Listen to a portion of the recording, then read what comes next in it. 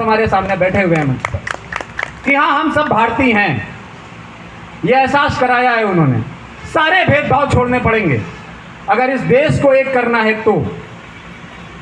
और ये अयोध्या, फैजाबाद, ये जो फैजाबाद जिसमें फैज आ रहा है, फैज, अयोध्या राम की धरती। एक्चुअल में कुछ लोग इस राम और फैज को अलग अलग करना चाहते हैं। वो नहीं चाहते कि ये राम के साथ फैज जुड़े या फैज राम के साथ जुड़े, वो ये नहीं चाहते। हमें उनके मंसूबों को ही समझना होगा। अफसोस होता है, कभी कभी खुद पर भी होता है, कभी कभी खुद पर भी अफसोस होता है। और इस मंच से अपनी गलती स्वीकार करता हूँ, क्योंकि गलती स्वीकार नहीं करेंगे तो सुधारेंगे कैसे? पंखा ना पड़े बस। गलती सुधारने के लिए पहले गलती को स्वीकारना जरूरी है। और आज इस मंच से आप सबके सामने अपनी गलती स्वीकार करता हूँ। मैं ये स्वीकार करता हूं कि मैंने गलती की है कि हमने ऐसे ऐसे लोगों को चुनकर सदन में भेज दिया, ऐसे ऐसे लोगों को चुनकर सदन में भेज दिया कि वो जिस भारतीय संविधान की कसमें खाते हैं, जिसकी शपथ लेते हैं, उस संविधान को मानते नहीं। हम राम की धरती पे खड़े हैं। आज अयोध्या राम की धरती मानी जाती है। कोई मानता है, कोई नहीं मानता, मुझे उससे फर्क नहीं पड़ता। लेकिन हम उस देश के निवासी हैं कि जहां यदि रामायण के 2 पन्ने फाड़ दिए जाएं तो शायद शहर के शहर जला दिए जाएंगे। हम उस देश के निवासी हैं जहां कोई मोहम्मद साहब पैगंबर पे कोई टिप्पणी कर दे या कुरान के 2 पन्ने फाड़ दे तो शायद गांव के गांव राख कर दिए जाएंगे। हम उस देश के निवासी हैं जहां कुछ व्यक्तियों ने ग्रंथ साहब को हाथ लगाया था तो उसकी पीट कर हत्या कर दी गई थी।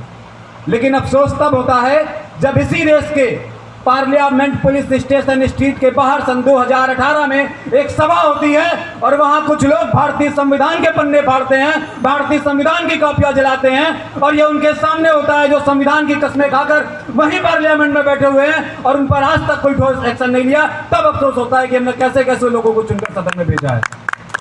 और हमें इस गलतियों को सुधारना है। इससे ज्यादा मैं शायद कुछ भारतीय संविधान पर बोल नहीं पाऊंगा। निजीकरण पे भी आज बात है, जो सब्जेक्ट है निजीकरण, तो 2 लाइन निजीकरण पे भी बोलना चाहूंगा। निजीकरण 3900 कुछ लोगों को उत्तर प्रदेश में जल निगम भर्ती से निकाल दिया गया।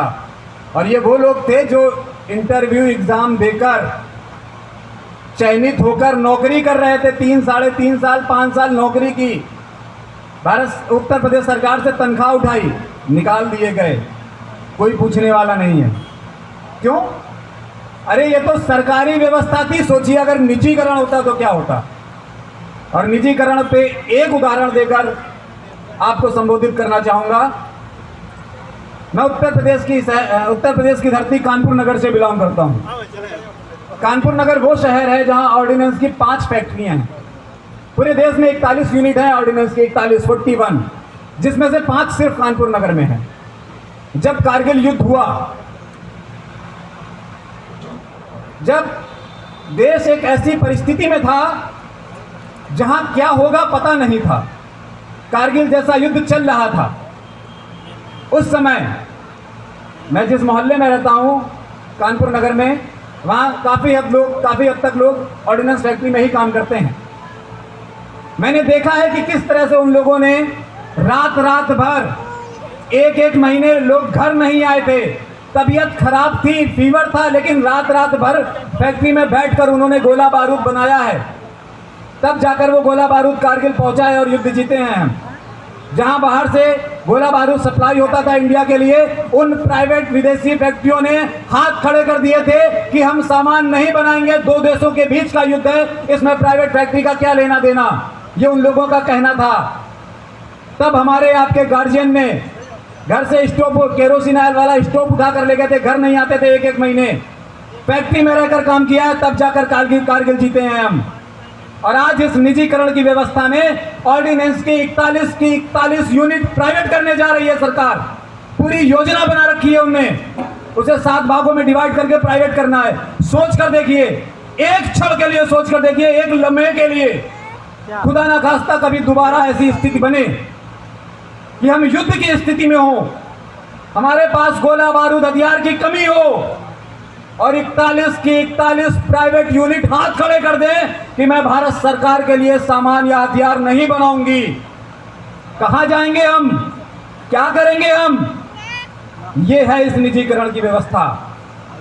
इसलिए साथियों, हमें इस निजीकरण के खिलाफ एकजुट होकर लड़ना ही होगा। भारतीय संविधान पर जो हमले हो रहे हैं, संविधान को पूरी तरह निस्तो नाबूद खत्म करके निजीकरण की व्यवस्था, और निजीकरण कोई व्यवस्था नहीं है, ये पुरानी, अभी रियासतों की बात हुई, राजा महाराजाओं की, ये वही पुरानी रियासतों को लाने का एक प्रयास है कि सिर्फ पूंजीपतियों का शासन चलेगा, बाकी जनता हम और आप कीड़े मकोड़े हैं। ये वो शासन लाने की व्यवस्था है।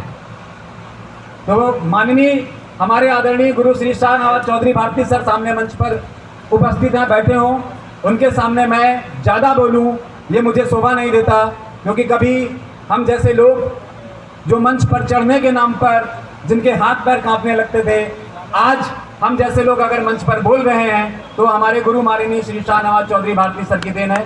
उनके सामने मैं ज़्यादा देर मंच पर रहूं मुझे शोभा नहीं देता। मैं यहीं में अपनी वाणी विराम करूंगा और भाई पारसनाथ जी से बोलूँगा कि आगे की भूमिका बढ़ाएं। बस एक लाइन पे अपनी बात खत्म करूँगा। पारस भाई जी ने जब शुरू किया था कि कुछ मेहमान आए हैं, उनके नाम अगर होते तो मंच से बोल देता, तो इस मंच से पारस भाई जी से और आप सबसे वादा करना चाहता हूं।